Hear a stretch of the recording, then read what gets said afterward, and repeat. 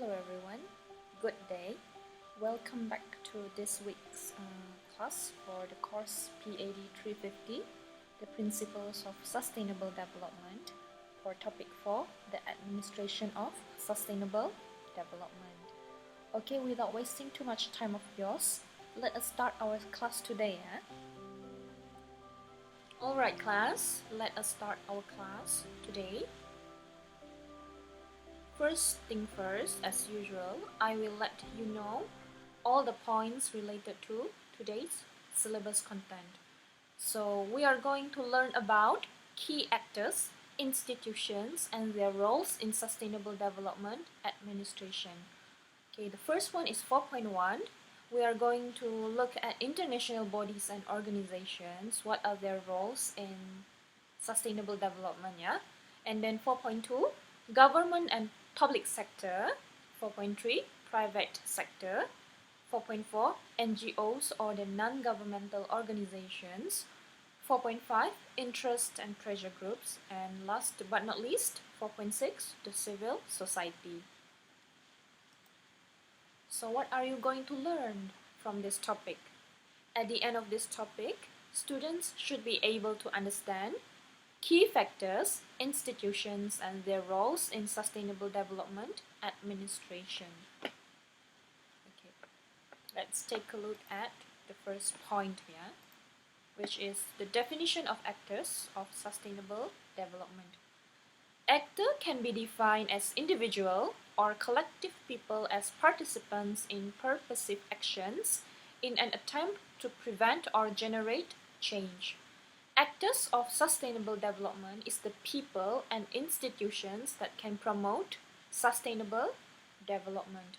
So everything is related to how they promote sustainable development, the implementation or the administration of sustainable development. So this is the summary of 6 key actors identified in promoting sustainable development. Okay, we are going to talk in detail about each one later on, yeah? So the first one is international bodies and organizations, followed by government and public sector, private sectors, non-governmental organizations or NGOs, interest and pressure groups, and also civil society, the most common one, yeah? The first key actor is the international bodies and organizations.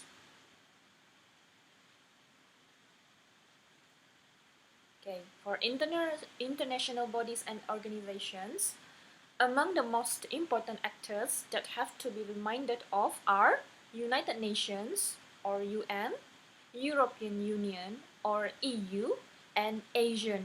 ASEAN stands for Association of Southeast Asian Nations, which are supporting and promoting sustainable development.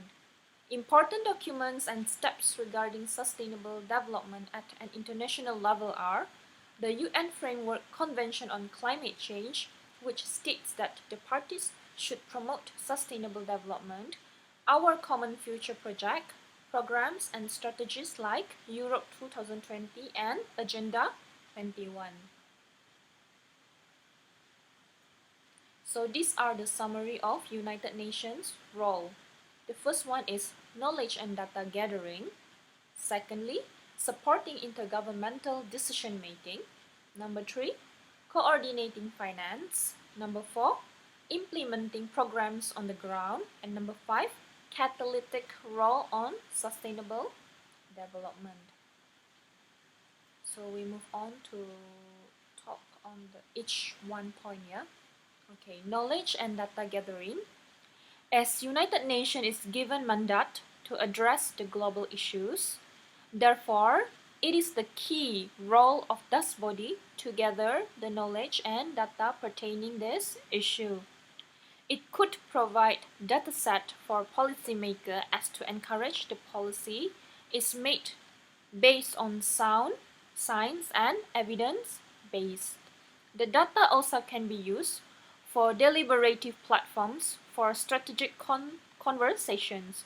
This will encourage the experts to join the discussion that will benefit the stakeholders. Ultimately, with the solid and comprehensive data, the shared awareness on sustainability will be generated. As with data gathered as well, the activities between international and national level can be integrated by knowing what each level could offer to realize the efforts. Alright, point number 2, supporting intergovernmental decision making. Member states need guidance and facilitation from United Nations in helping them to address issues pertaining sustainability. United Nations has organized many events such as summit meetings, decision-making forums that joined by a member state as to clarify where they are directing to. As their own internal in-country issues has hindered the efforts to sustainability. It is important that the states are aware that as they agreed to become member states, it is important they abide the treaty or convention that they have signed.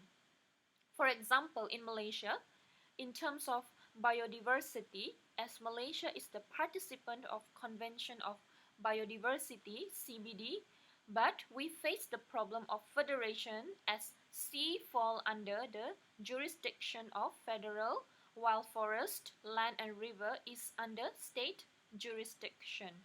It is important that regardless of the jurisdiction, biodiversity itself should follow the international law. Next one will be financing point here. The source of fund of United Nations to support sustainability efforts come from the World Bank, UNDP, and UNEP, as well as civil society. It is reported that Global Environment Facility, that was founded in 1991, has since then disbursed $10.5 billion in grants as well as a further $51 billion in leverage co-financing. Climate change is issues that had been most financed so far. For instance, the World Bank's Climate Investment Fund, CIFS. Okay, the next one, country level implementation.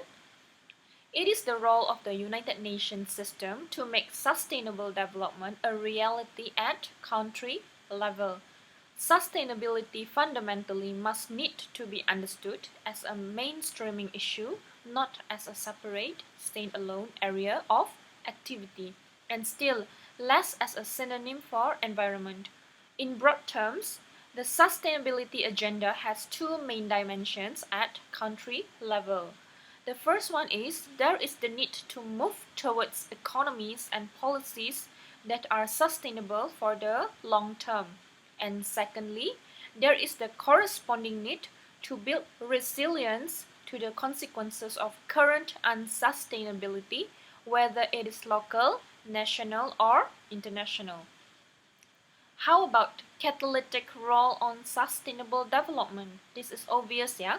Despite of United Nations former role, it is important for these organizations to become catalyst in becoming leader, agenda setter, and to bring moral pressure to this effort among the participants. United Nations should make this agenda is not merely on paper, but must support it from the ground. What are European Union and Asians' roles?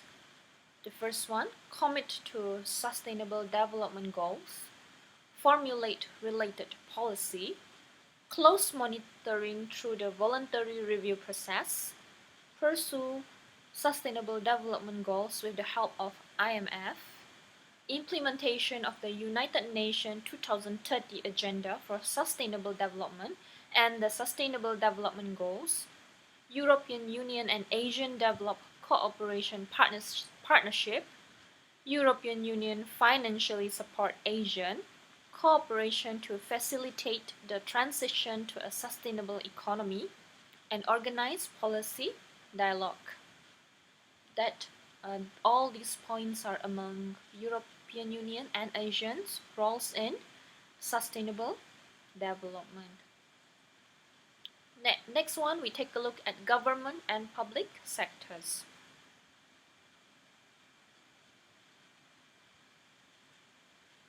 Okay, government and public sectors. The public sectors is the part of economy which provides basic government services. It is characterized by the public services which are offered by the government, and the role of government is so important because the services it offers have a direct impact on the environment. Among all the services offered by government are energy-related services such as electricity, gas and oil, education, environmental protection, law enforcement, transportation, housing, planning, waste management, and water-related services. In the developed countries such as USA and Canada, the government is the largest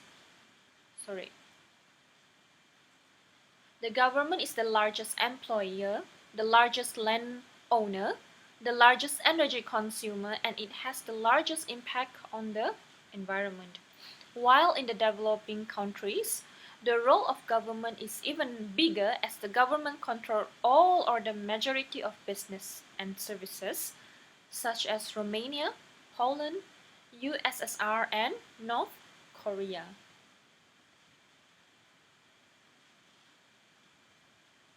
Okay. Roles of government, as you can see here, as policy development, regulation, facilitation, and internal sustainable management.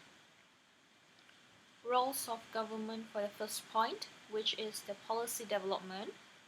Government is the legitimate authority that could introduce any policy and laws in Parliament, a body that exercises function of making law. As the country committed to attain sustainable development, it should be shown in the policy formulation and law amendment that related with this matter. Among policies in Malaysia that are sustainability related are the first one, rural development policy, second, national housing policy, thirdly, national affordable housing policy, fourthly, national community policy, fifthly, national solid waste management policy, last but not least, national urbanization policy 2. Alright, for regulation point. Regulation can lead to enforcement that will make the sustainability efforts work. Government needs to introduce regulations so that the citizen knows that government is taking serious commitment on this matter.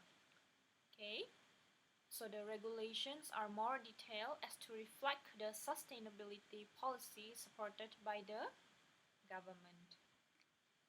Okay class, for the next point, which is the internal sustainable management, we can see the roles from here, yeah, the summary of it.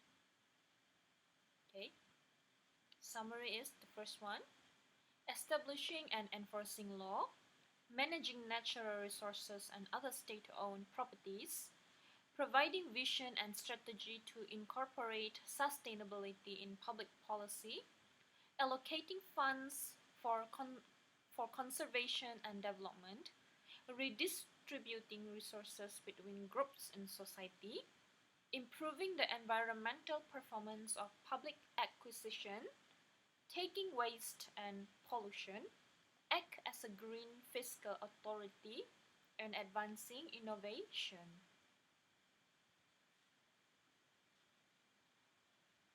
Okay, for facilitation point, this one is very straightforward, yeah. Next point, 4.3, the role of private sectors. Private sectors, both small companies and international corporations, are nowadays engaged to commit sustainability. Their importance toward promoting and implementing sustainable development is crucial, both of small firms and especially of international players. So, one of the good examples of promoting sustainable development by the private sector come from the international retailers such as IKEA. They are offered as an example on the International Institute for Sustainable Development or IISD site for actively fight against child labor, minimizing the impact on environment, providing a transparency policy to customers, and for actively collaborating with organizations such as Greenpeace and also UNICEF. Next one, 4.4, non-governmental organizations or NGOs. So this is very simple, yeah, and common sense as well. So NGOs, the NGOs are non-governmental organizations including private voluntary organizations, civil society organizations, and non-profit organizations. Among the ways where they gained international attention was organizing large-scale protests, such as the Greenpeace, lobbying, and direct actions. So these are the roles of NGOs, yeah? Sustainable community development, sustainable consumption, and also social development. Next one, the interest and pressure groups. So whilst there have been considerable efforts by the government, the European Union and the United Nations to implement measures that will reduce harmful fuel emissions and hopefully impede, delay or prevent, and stop climate change. Many people believe that not enough is being done. Pressure groups such as Greenpeace and Friends of the Earth actively aim to persuade governing bodies and businesses around the world to develop workable environmental policies. The range and scope of issues covered by pressure groups is huge. Some, like Greenpeace, cover a full spectrum of issues surrounding sustainable living. Others, like RSPB, Royal Society for the Protection of Birds, have a narrower remit, the task or area of activity. In both cases, the influence exerted on political and commercial bodies is fundamental to the development and implementation of sustainable living policies around the world. Pressure groups seek to affect government policy without any intention of gaining power for themselves. This chiefly achieved by the promotion of specific issues both at a grassroots level, through the education of the public, and by directly lobbying government. Greenpeace have permanent employees used in Parliament's central lobby, ready to engage with a range of environmental issues. Pressure groups use a range of direct and indirect actions to promote environmentally sustainable policy. How pressure group influence decision-making? Direct action. Direct action entails physically attempting to hinder or stop an activity that is seen as wrong, or gaining promotion through spectacular actions that aim to draw attention to environmentally damaging activity. Direct actions have in the past included the attempt of Greenpeace to sink French nuclear testing in the South Pacific by blockading the ship with their own vessel, called the Rainbow Warrior, in 1985. This action resulted in an aggressive attack by French special forces using mines. The ensuing explosions injured several crew members, one of which drowned to death. Following inquiries, the French foreign minister was disgraced and 2 French soldiers were found guilty of manslaughter. Following this, French nuclear bombings were halted, ate public outrage, and the rallying of private yachts in New Zealand, which further hampered French plans. It must be noted here that direct action need not be dangerous or aggressive, although Greenpeace have at times been criticized for endangering activists. The RSPB or Royal Society for the Protection of Birds took direct action of a different kind to save water-starved wild birds in Elmley marshes, Kent. Applying for powers under new laws, the RSPB gained a license to pump water onto the marsh or swamp, therefore saving wildlife from an ecological disaster. Direct action, which is often successful in drawing attention to environmental issues, approaches problem activities at their source and attracts considerable media attention. The overwhelming majority of pressure group action is indirect, involving the promotion of issues through education, debate, and calculated lobbying. The Friends of the Earth have launched a campaign called The Big Ask, encouraging the public to directly lobby their local MPs on difficult environmental issues, either in person or through letter writing. It must be noted that indirect action is usually behind successful direct action, whilst direct action adds drive to indirect action. The last point for our lesson today is the role of the civil society. Okay, who is civil society, class?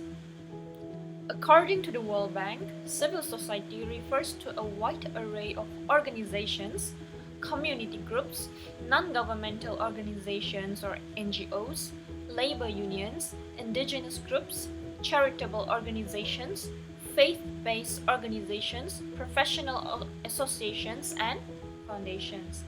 When mobilized, civil society is sometimes called the third sector after government and commerce, has the power to influence the actions of elected policymakers and businesses.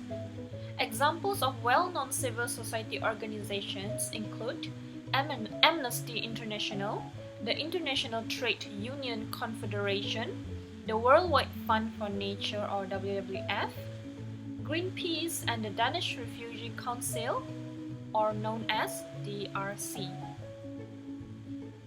Civil society played an active role throughout this process. Civil society stakeholders participated in sessions of the intergovernmental negotiations and the open working group and provided input to governments ahead of and during sessions. Civil society fed into the discussions through participating in consultations organized by United Nations, government and other stakeholders, and engaged in persistent advocacy also outside of formal settings to influence government positions. To coordinate their efforts and strengthen the impact of their advocacy, civil society organizations work in coalitions across sectors and across countries and regions. So as the conclusion, defining the role of a single actor in promoting sustainable development may be a complicated task.